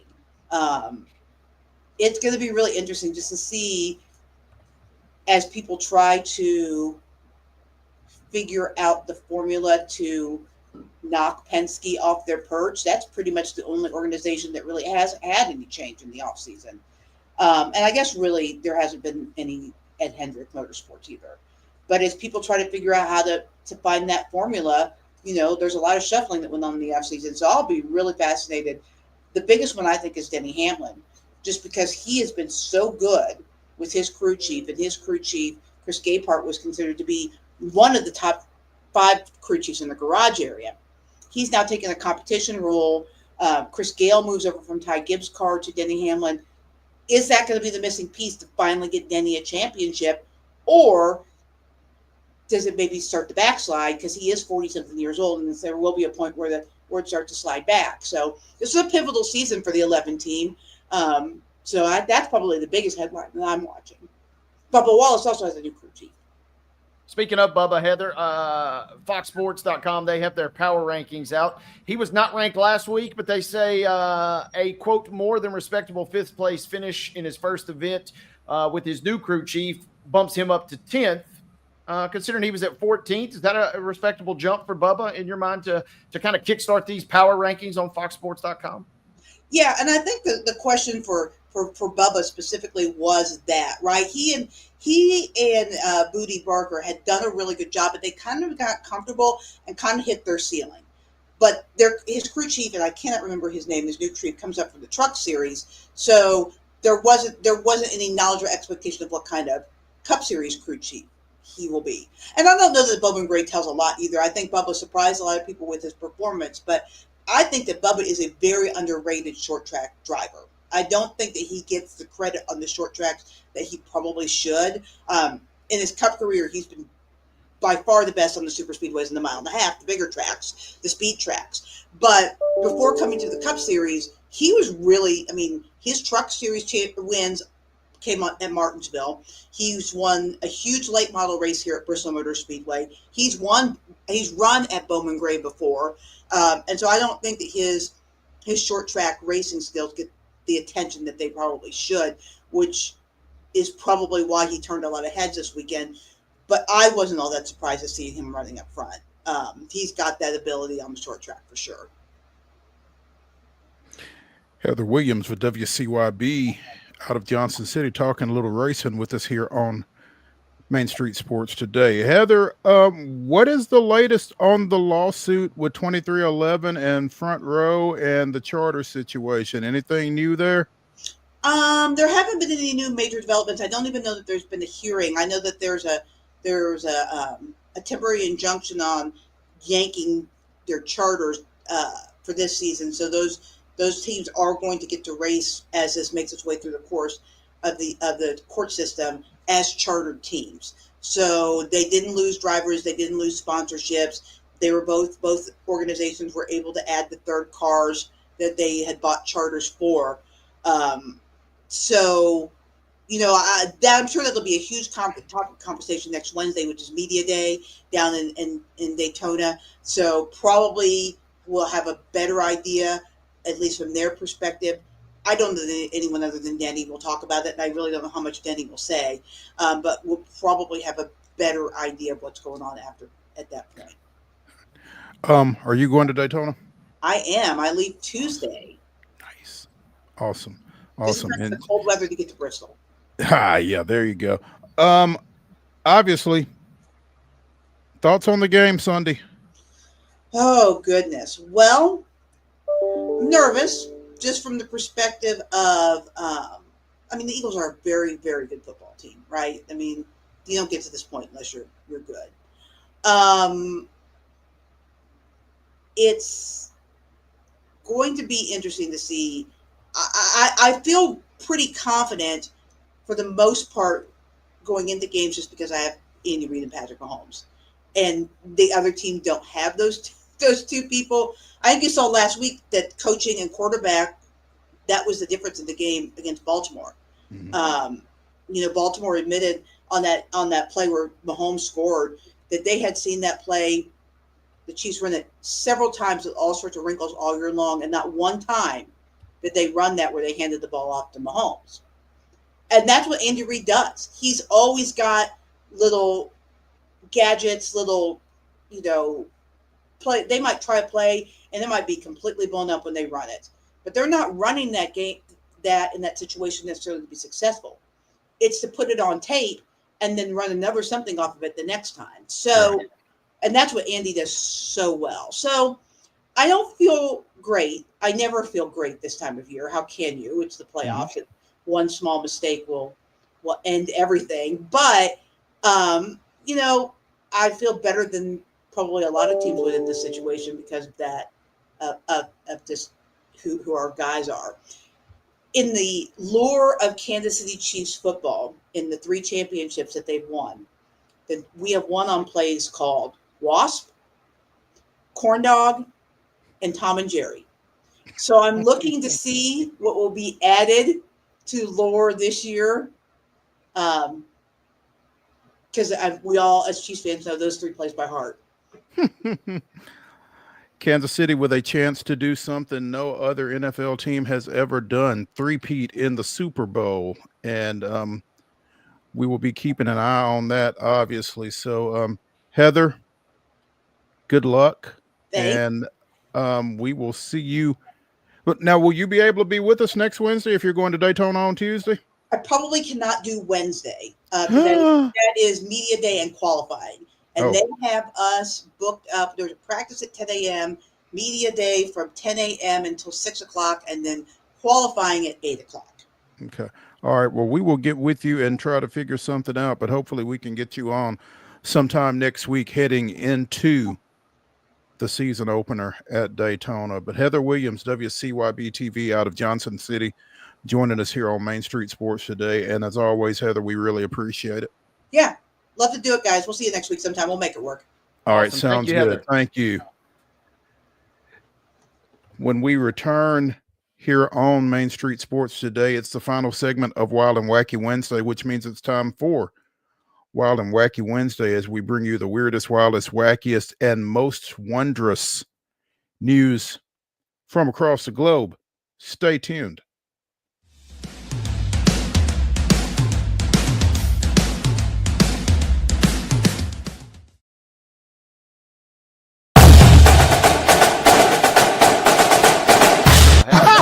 Hadn't forgot that.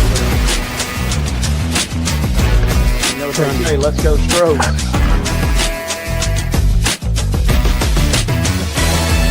People are amazed at the variety and quality of guests we bring into Main Street Sports today. But when you've been in this business for nearly 40 years and you never throw away a phone number, it's pretty easy. Right, Wade? Absolutely. And Wynn agrees with me. Check out some of our guests featured on Main Street Sports today. Step back and catch my breath. But I expect nothing less from you, big boy. Let's get going. We make it work pretty good. So the fans are tremendous. It's fantastic. It was really amazing. They call it performance. Yeah. From preps to pros, you never know who's going to stop by. So be sure to listen to and watch Main Street Sports today from 2 to 4 p.m. daily on the MSM TV app.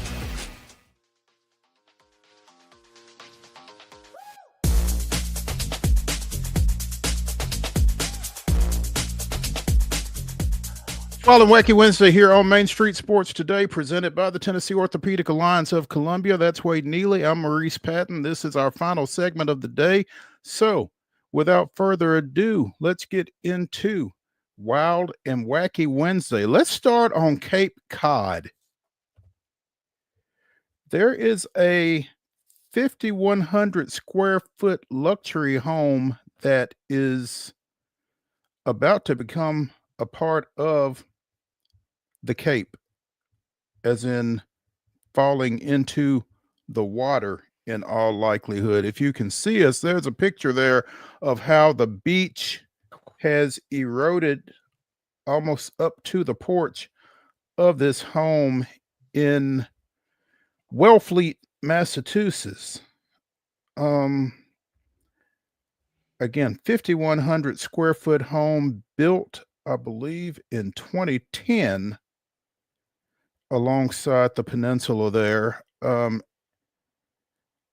Built by Mark and Barbara Blash in 2010. In 2018, they tried to get permission to build a seawall to prevent what has since taken place. Obviously, the city commission did not allow the seawall on the grounds that it might have unintended effects on the beach and the way the water carries nutrients in the bay. They denied the seawall on the grounds that it might have unintended effects on the beach. So instead, you're about to let a house fall off the beach. I dare say those are pretty unintended effects as well, but the property is within Cape Cod National Seashore, which supported rejection of the seawall because of the critical location, including critical habitat and valuable shellfish operations. The decision was appealed in state district court, has advanced to state superior court, but the house has been sold to New York attorney John Bonomi. So I don't know why you would buy this, but okay. He spent $5.5 million on this house, so the Blatches got out good. I don't know what they paid for it, but the fact that they got something out of this before it fell into the Cape, good on them. Bonomi's attorneys would not speak on this. This is nuts. I don't know why you build a house there, but at the same time, I don't guess you can necessarily plan for that kind of erosion. I mean, when you see how high it is in, the water level and that kind of thing, maybe you would think it's safe. I don't know. I've never been in a position to have to consider something like that, but that's wild and wacky. Yeah, that's a level that I aspire to. I'm reading more about that, and then there's another gentleman, David Moot, who had at one point bought the house for like 68% of its lesser value, basically knowing that this is the situation that's going to happen. So that gives me something to aspire to, Mo. I want to be able to buy a house and spend $400,000, knowing that the house is going to be destroyed here in a couple years, but just enjoy it while it lasts. Don't cry because it's over, smile because it happened type. I don't even know what you do in that situation. I don't know if you just level it and try to do something else or what. But I mean, this is it's not if, it's when. Well, you got to throw a rager first and foremost. You got to invite anybody and everybody, all your friends, everybody out. Have one big blowout. Maybe the Super Bowl this weekend, a great time. Have some shellfish available, as you might expect for everybody, and then let it rip because, it does not seem long in its current stature. Cape Cod has been eroding for tens of thousands of years, according to a specialist, but the bluffs have receded 54 feet since 2014, and the erosion rate over the last decade has exceeded long-term rates published by the Massachusetts Office of Coastal Zone Management. So this is happening quicker than anybody would have necessarily anticipated. But again, the house was built in 2010, and Yeah, looking at this, it kind of reminds me of that scene from Lethal Weapon where Mel Gibson's character just snatches at the pilings under a house and eventually pulls it down. I don't know if there is a 24/7 camera trained on this house or what, but when it comes down, it's going to be something to see.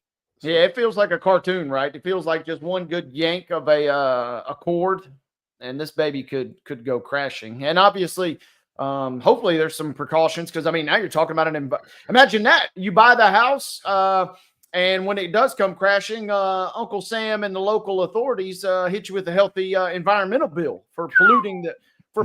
So you better be careful, and hopefully, everything has been thought of in this situation. Save the beach if at all possible, and save the wildlife. Goodness gracious.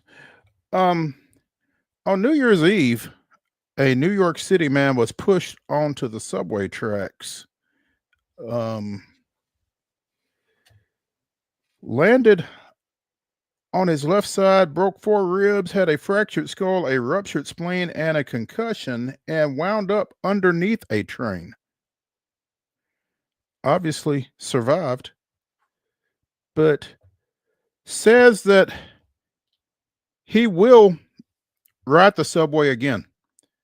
Joseph Linsky said, "This city is my home and I won't be intimidated." He's a better man than I am. I mean, I have a tough time standing close to subway tracks as it is, but if I had ever been pushed onto one, you would never see me near one again. So, 23-year-old Kamel Hawkins shoved Linsky onto the tracks. He was later arrested and has pled not guilty to attempted murder and assault charges, but they've got video. So this should be a pretty short-lived trial, I would guess. But it happens rarely compared to the millions of subway rides every day. But back in March, a potential passenger was killed in East Harlem. So that's, I mean, one minute you're standing there on the platform minding your own business, and the next minute you're flying onto the tracks. You're trying to avoid one of those tracks that is that has electricity running through it, and you're trying to avoid a train. Oh my God. I love this imagine. quote. Yeah, and that's bad. The alternative is having to ride a cab or a ride share in New York City, and that also doesn't sound very appealing as well. So I guess maybe the subway is your best bet. But I love the quote. Said, when I was under the train, I thought a lot about my family and my life. But I was also thinking, man, I guess I'm not making my friend's wicked New Year's Eve party. So my man was still worried about missing the wicked theme New Year's Eve party, up for an Oscar, but did not necessarily have a life or death. Had a tiny bit of sense of humor there. Better him than me. A laugh to keep from crying, I guess. Yeah, I don't absolutely. know, but I cannot imagine. I wouldn't be able to tell you what I was thinking should I survive something like that. I don't believe, but that is that again, it's wild, it's wacky. A little lighter situation over in Scotland where cats will not be banned. The Scottish government has announced. Apparently, there was a report that called local felines a threat to Scotland's wildlife and suggested containment measures be considered to reduce the damages. Cats kill at least 700 million birds and other animals in the UK. And the Scottish Animal Welfare Commission advised the government to consider a range of measures, including keeping domestic cats indoors or on leashes to protect endangered species such as Scottish wildcats. This report said cat containment measures could also include restrictions on introducing cats to households in vulnerable areas, which had been interpreted by many as a ban. The Scottish government had said that it would fully consider the recommendations.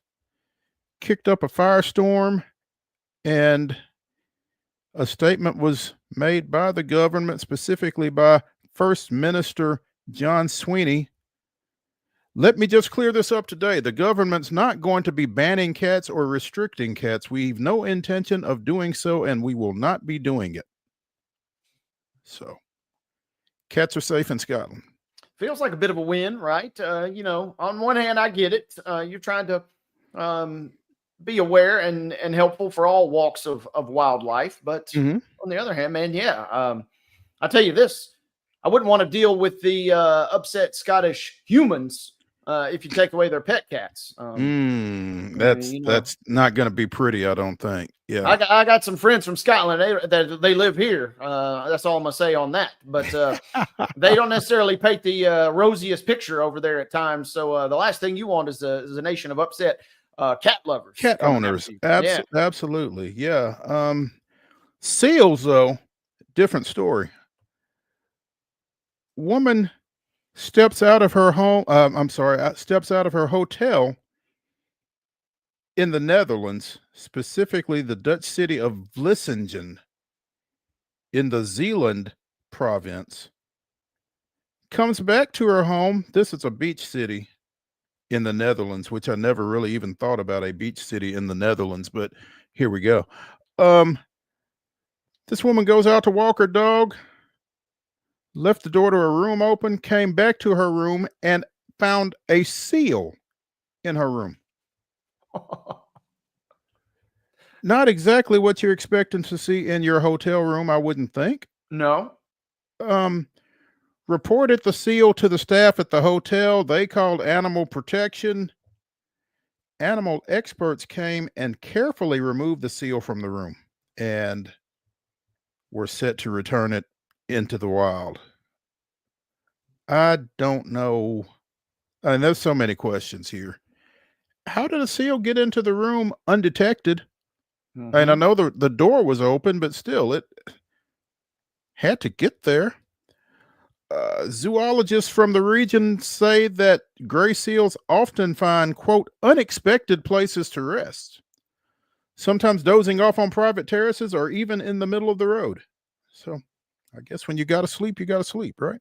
Yeah, I mean, probably checking in thinking, man, I've hit the jackpot here. I'm just glad, walking with the dog. I'm wondering what the dog was up to.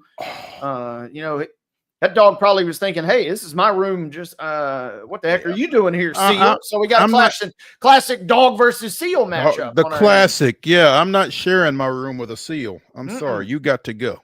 Yeah. Finally, Wade, I don't know if you watch First 48. I stay up late a lot, and it's on one of the cable stations, but it's true crime type stuff, but they do a lot out of Tulsa, Oklahoma, and that's the way they read it, kind of building up the suspense. But apparently cops were chasing a wild pig, a loose pig, trying to get it back where it needed to be. A policeman was bitten by a pig, and then they brought the experts in. Animal control came in and rounded up this pig and got it back where it needed to be. Officers attempted to detain the swine. However, the pig was less than compliant and would not obey commands. They had some success initially by luring it with crackers, but again, the pig took a nibble on an officer's hand and then took off before animal control arrived and took the pig to a safe place. So I presume that no one's eating bacon as a result of this. But, title real quick, cop chasing pigs, and Tulsa PD says, contrary to the title, what it implies, this was not police officers chasing other police officers. Police officers. There we go. That's going to do it for Wild and Wacky Wednesday. That's going to do it for Main Street Sports today here, presented by the Tennessee Orthopedic Alliance of Columbia. We'll see y'all tomorrow at 2 o'clock.